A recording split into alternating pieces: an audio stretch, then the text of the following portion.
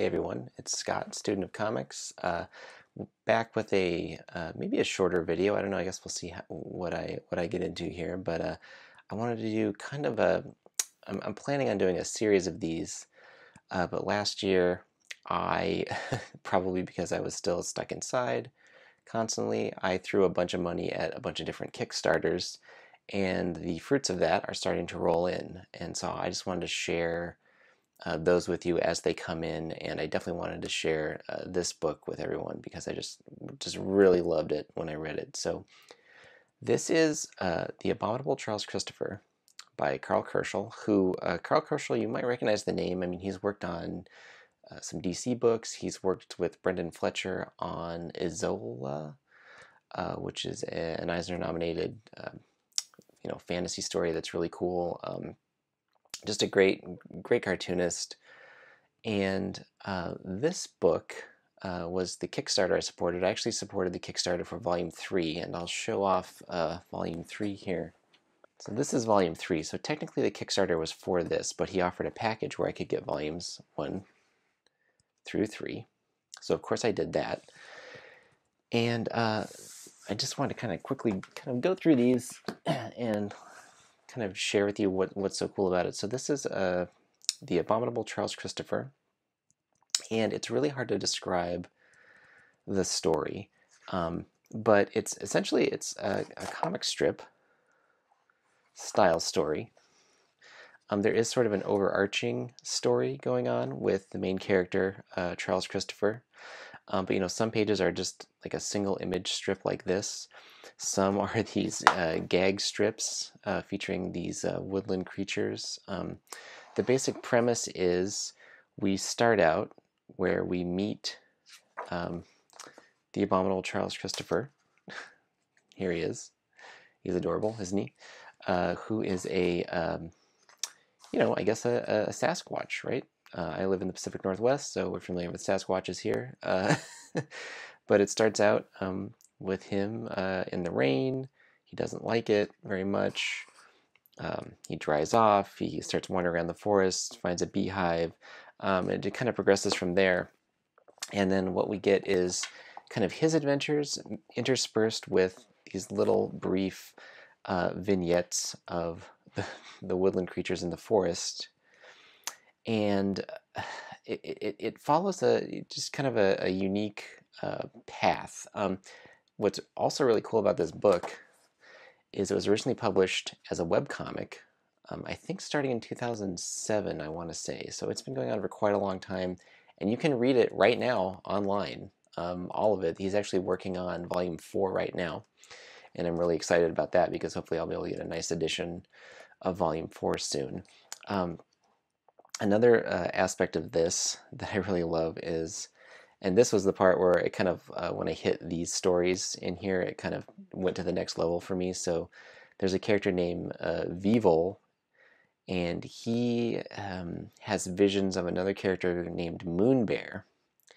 And there are segments in the book where we sort of go back in time to when Vivol was a bear in the circus and with his mother, and then there's some tragedy with that, and it's just a very heartbreaking story of Vivol. And you can see here, you can kind of see him. They have this black background. Here he is trying to take care of Moonbear, and yeah, it's just a very sweet story. And then by the end of this story, we're introduced to a new character, King Gilgamesh. Who basically, I don't want to spoil too much of this for you, so I'm being a little bit vague. But essentially, the Abominable Charles Christopher is sent on a quest by the wind to deal with King Gilgamesh. So there is kind of this adventure story aspect to it. Here you can see King Gilgamesh kind of having an interaction with Charles Christopher. And as you can see, just amazing cartooning. It's black and white, and then this kind of ink wash tone. And Karl Kerschl, if you've looked at his work online, he's doing another kind of free online book currently. I don't recall the name. I'll put it in as a note in here when I'm editing this. But it's very it's a very like manga influenced looking book. So he can really kind of switch styles as needed. And as I was reading this, something I was thinking of was Bone from Jeff Smith, which if you haven't read that, please just turn off this video and just go read it, and then come back and you watch the rest of this video, because it's that great. You got to read Bone.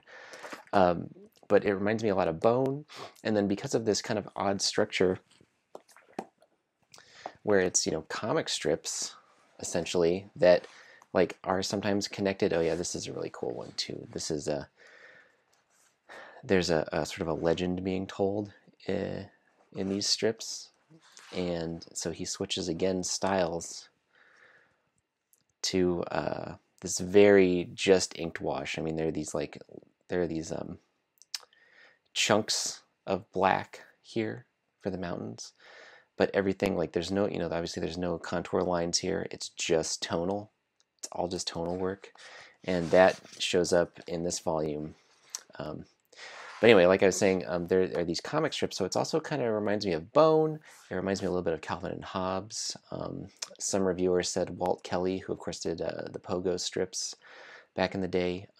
I think all of those comparisons are perfect and spot on. So yeah, I think if you pick this up, or if you just again check it out on his website, I think you're just going to fall in love with just the craft of it. And then you might start falling in love with like these weird, like here's a great one of like, sometimes the strip is just that, right? You have this alligator with this little bird checking out the alligator, asking if he has dental insurance. That's another funny thing is oh yeah, this is a great ongoing bit. Is there's a this sort of, I guess, cockroach psychoanalyst that all the animals go to talk about their problems. There's some adorable little wolf pups. I won't say too much about that. I'll let you read it. And yeah, definitely, I think you could recommend it for children. But it does deal with some, at least Bambi level kind of trauma. So maybe check it out for yourself first. Again, you can read it for free online, so you can check that out before you maybe purchase it for your younger kids. And then I want to show some of the swag I got with the Kickstarter. So I got this cool pin that I think I need to just pull the trigger and get a denim jacket so that I can wear some of my cool pins that I've accumulated over the years. But this is our guy, Charles Christopher, as a little pin. And then this is really cool, is I got a number of prints. So I was going to share those.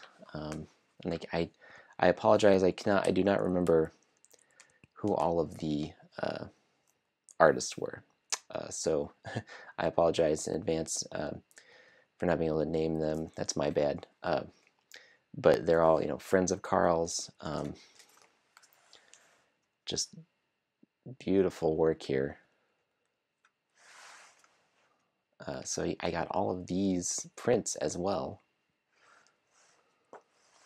This one's really cool. I love this. I love that kind of ink work. This is sort of something I kind of strive for in my work. This is Jake Parker, so I do remember his name. Really cool. And then there's some little tiny ones here that are fun of Charles Christopher. So yeah, I love seeing that interpretation of the character too. But check it out. Go to I'll put the link to the website in the description of this video. And let me know what you think. If you check it out, let me know what you think. Like I say, you can I think you can still purchase these. I think he maybe printed some extra to purchase in his shop. If not, like I say, you can read it for free online on his website. It's a webcomic first, so check it out. Let me know what you think, and then maybe keep an eye on Karl Kerschl, and when the next Kickstarter comes around for Volume 4, let's make it an even bigger success for him by supporting that Kickstarter and getting another beautiful edition of this book to check out. So yeah, just a recommendation for everyone. A quick little video here. If you know about this book, let me know in the comments. If you've read it, let me know in the comments. If you pick it up after I talked about it, let me know that in the comments. Hit me up on Instagram and we'll talk more about it. So yeah, that's all I have with this video. Just a quick one today. And remember, Jack Kirby should be on our money. Thanks.